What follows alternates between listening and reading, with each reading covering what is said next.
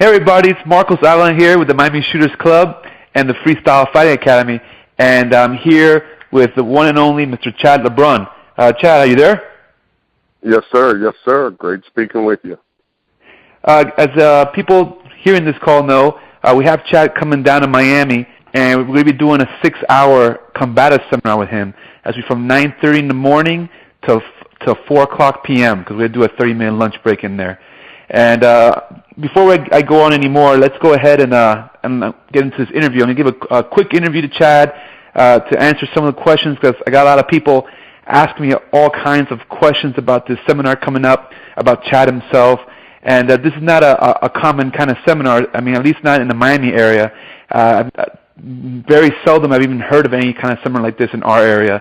So there's a lot of excitement about it, and I figure we might as well get all the information straight from the horse's mouth.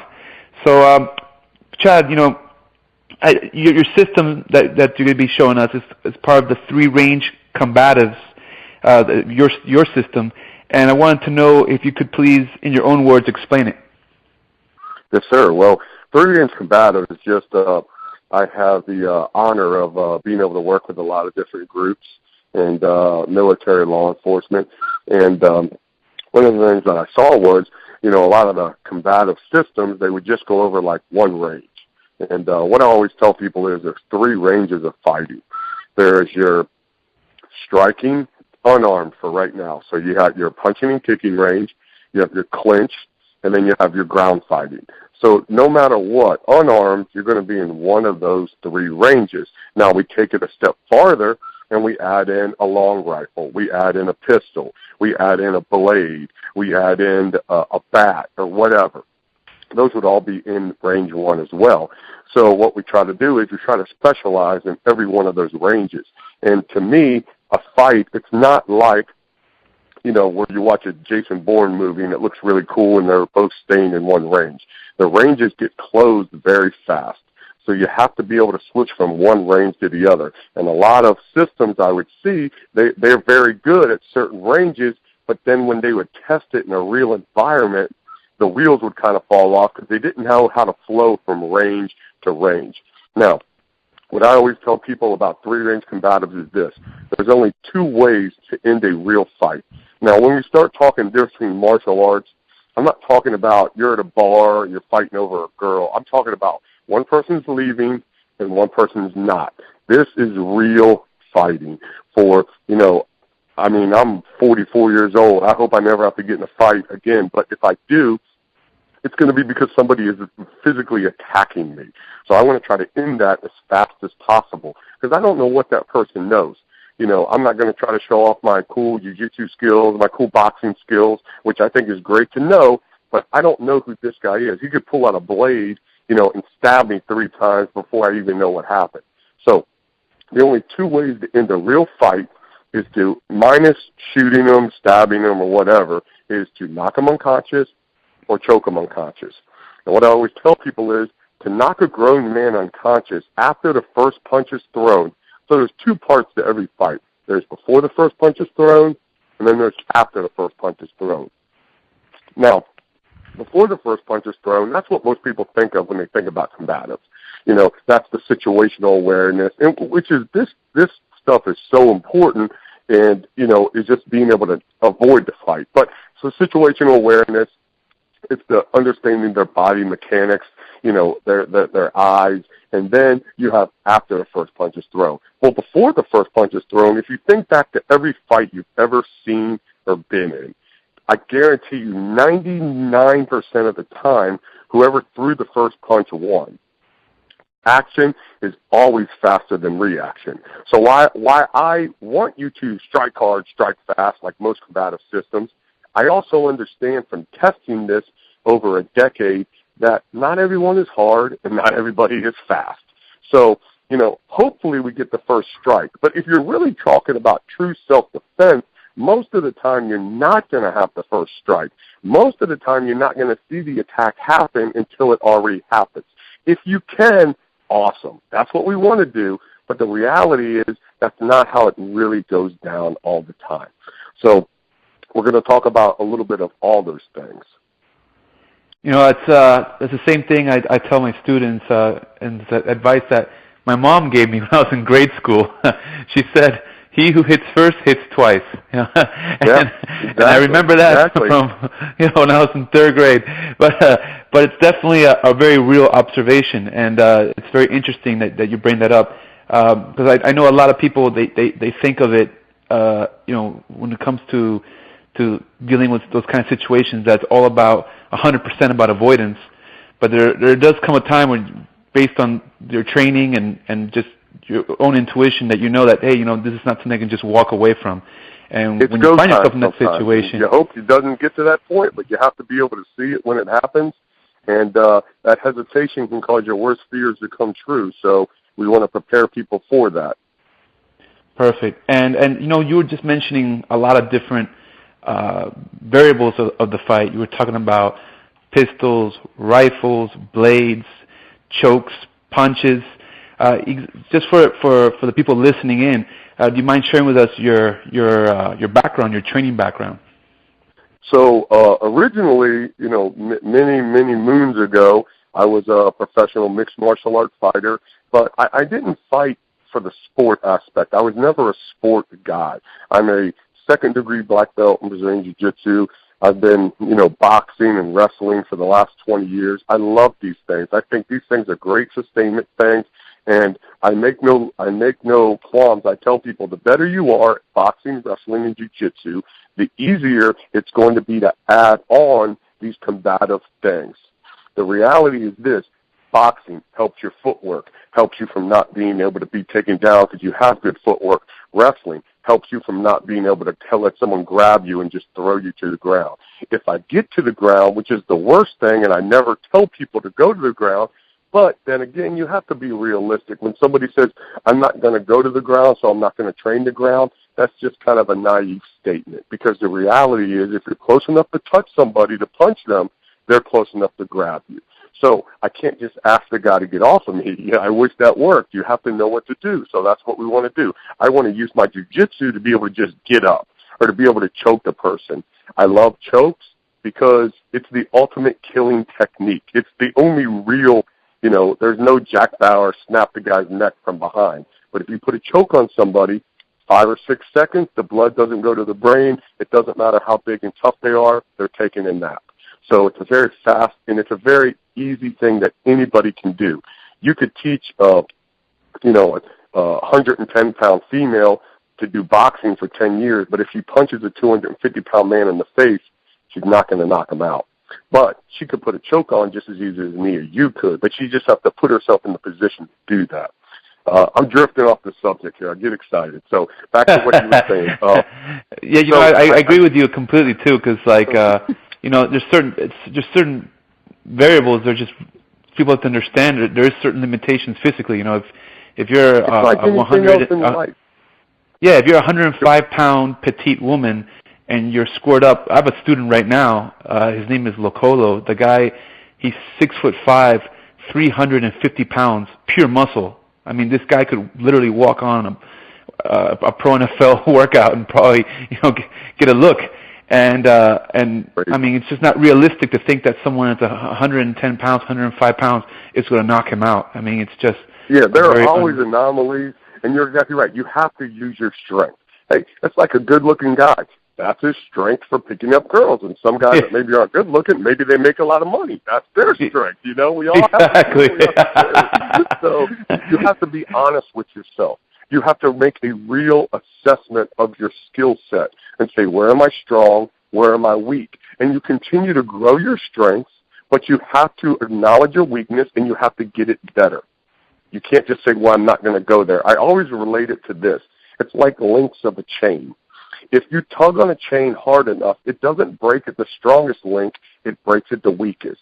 So if you have your 3 ranges of fighting, your striking, your clinch, and your ground, you're going to end up where you're the worst, probably. And that's just a fact, because we test this over and over and over. The thing for me, so back to what you were asking, I started doing professional MMA, but in the old days it was called Vale Tudo or No Rules. And the reason I did it wasn't because I like to hurt people. It's just since I was a young kid, I've been obsessed with learning how to defend yourself. And to be honest, I never liked martial arts growing up. I grew up boxing.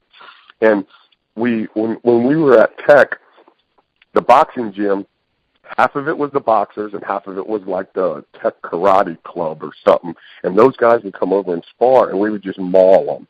And I always said, man, that martial arts, it doesn't work. It's all, it's not realistic. And then I saw Brazilian Jiu-Jitsu. And I said, man, now that's something that works. And then once I got into that, I got into the Thai boxing. I got into the Kali. I got into other martial arts, and I learned to respect them for what they were. There was a lot of good things you could pull from them for self-defense. And then I learned to appreciate the Bushido Code and everything else that comes along with martial arts. But I was always obsessed with, hey, I walk out to my truck, 2 dudes jump on me and try to mug me. What's going to work? No fluff. What's going to work? So that's why I did the no rules, because back in the old days, it really was no biting, no eye gouging, no head, no fish hooking. You could headbutt, you could football, kick to the head. And once again, I just hated when people went, well, you can't do that. Well, you can't do that. But in a real situation, you can do whatever you want. So, it was a great testing ground, minus weapons, minus situational awareness. But other than that, it was a great feeler. And it's all about, I always tell people, fighting is about winning the scramble. People don't realize, nobody punches you and leaves the punch out there. You're not going to catch a punch in midair. You're not going to catch a knife as it's coming at you. I always tell people, go home, put on your wife's sewing machine, turn it on, and try to catch the needle. It ain't happening. What do you got to do? You unplug it. That stops the needle. So, for instance, if somebody's coming at you with a knife, I have to shut down the brain. I have to shut down his head to stop that attack. Because if I try to catch the knife, I'm fighting a losing battle, and it's going to get you. So, I'm kind of getting off subject here, but, that's just some of the mindsets that we have to think about. So, for me, once I did the professional MMA, I traveled all around. I competed, in the world in jiu-jitsu and, was undefeated as an MMA fighter. And then I was up at the Renzo Gracie Academy in New York, and I said, man, I was like, this was back when nobody knew what MMA was. Now it's huge. But back in the old days, nobody knew what it was.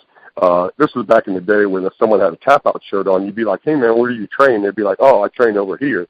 Now everyone's got one on. So yeah. It's a bit different. But so after that, I moved home.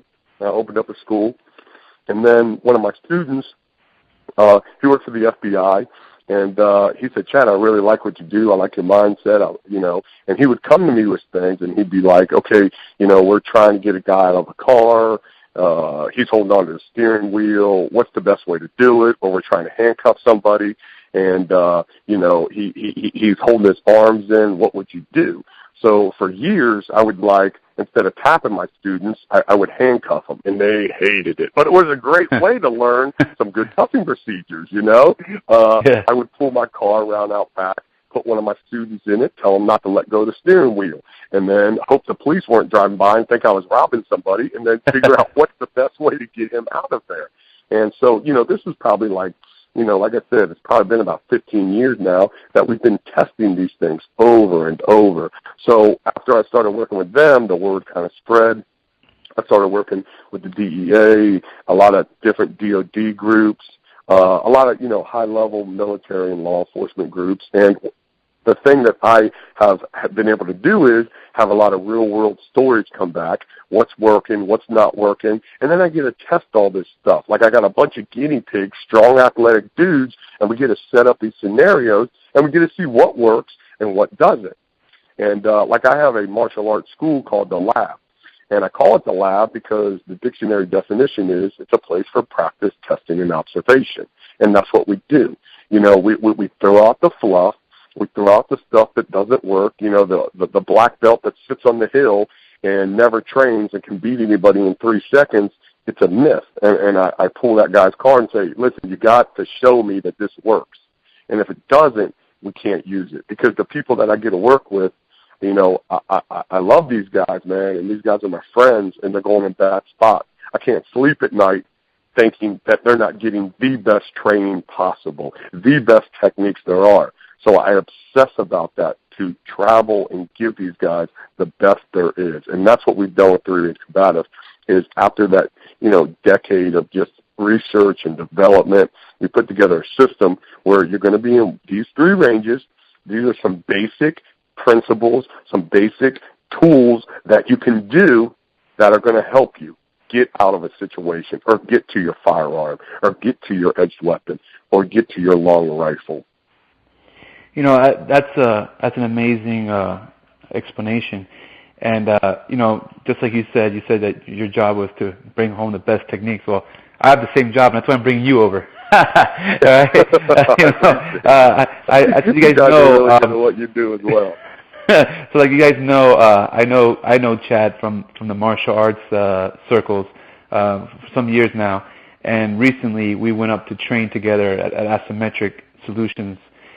We were training there with Green Berets and Navy SEALs and all kinds of high-level operatives. And when we were there, I was very impressed with the skills that Chad was doing out there. And I saw him doing some demos and explanations and stuff. And not only was I impressed, the guys over there were pretty impressed. I mean, they had you come down and do a seminar there, correct? Yeah. They're great guys, man. It was a huge honor to go out there, and I appreciate the kind words. Like I said, man, I get to work with a lot of people that are going into bad areas, and I really do consider it a big deal, and I take it seriously, and I'm very passionate about it. And, I always try to be humble and try to learn, because I feel, I love being a student. It's just you can always learn from somebody, and what I try to do is, learn from the best.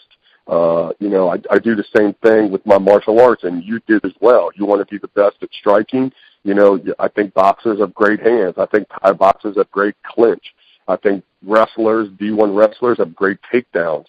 Jiu-jitsu guys have great ground. So I take that a step farther. I get to train with a lot of, tier 1 guys that help me with my shooting, help me with my edge weapons. And I've been doing that for many years now, to where now I kind of get to give back to them and help them in these certain areas and stuff. So, like, I look at it this way, man. It's good versus evil. We're all on the same team. I like good people learn how to defend themselves. I tell people all the time, this isn't a quote of mine. I think it was Dan Asanto or something, but he said, I don't do martial arts, because I like hurting people. I do it because I love life, and I don't want anybody to take it any sooner than it should be. And that's kind of how I look at it.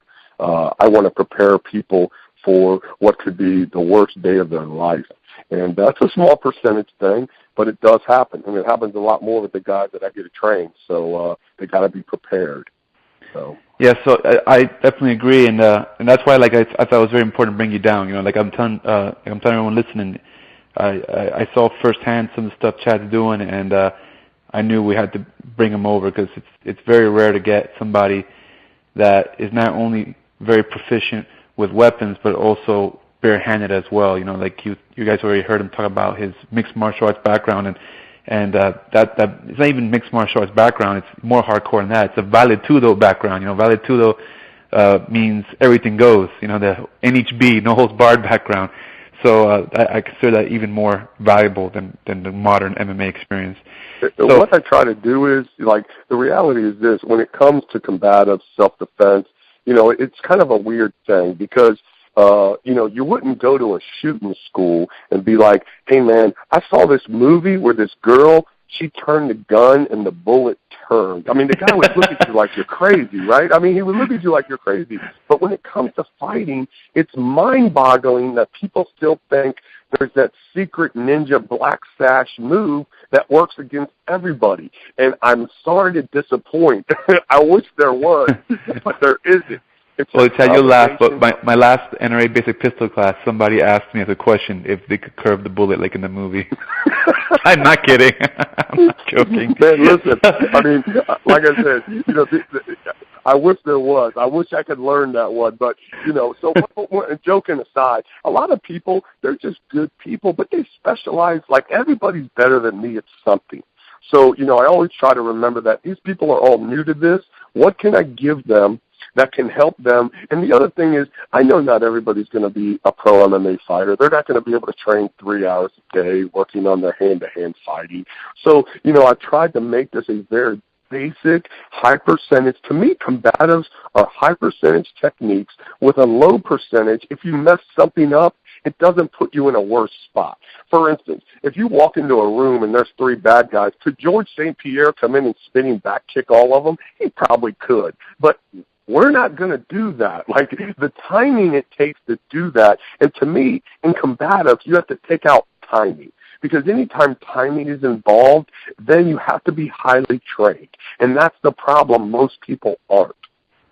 So this is just a basic system. And when I say basic, I mean it is very effective and practical. And a lot of times you'll see some guys that are too sportish. Like, that just wouldn't work in the street. I'm not going to pull a berimbolo off in the street. Not that I don't think it's cool, but this is fighting. So, and then you get 2 people that are too combative, where they think they're just going to Krav Maga groin strike everybody. And that doesn't work all the time either, because it's just like if you stab somebody, they don't disappear. You know, they can do a lot of damage in the time that it takes them to bleed out. So it's just kind of a system of putting together everything that works, that is high percentage, and that is practical.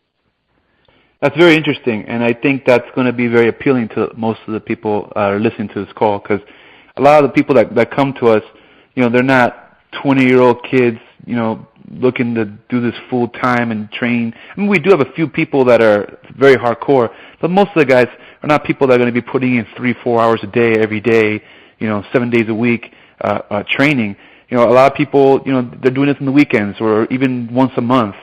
And but yeah, and I'm not going to lie to you, man. I get to work with a lot of high-speed guys that, to be honest, they're awesome. They're tough as nails.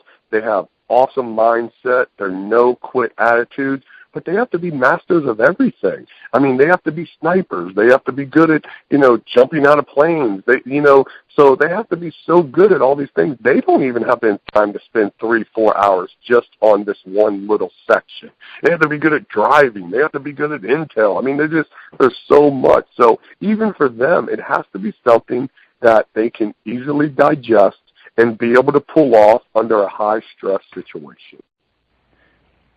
And Chad, what would you say to people on the call that they're extremely proficient with firearms? They've been training with guns their whole lives. They have multiple training certifications with guns, but they have very limited barehanded self-defense capability. I know some people, they feel like, well, I don't need to, you know how to fight because I have my gun. What would you say to them about the importance of knowing how to fight with their hands? Yeah, well, for sure. I mean, the reality is this, and I relate everything to, you know, I call it mat time. You know,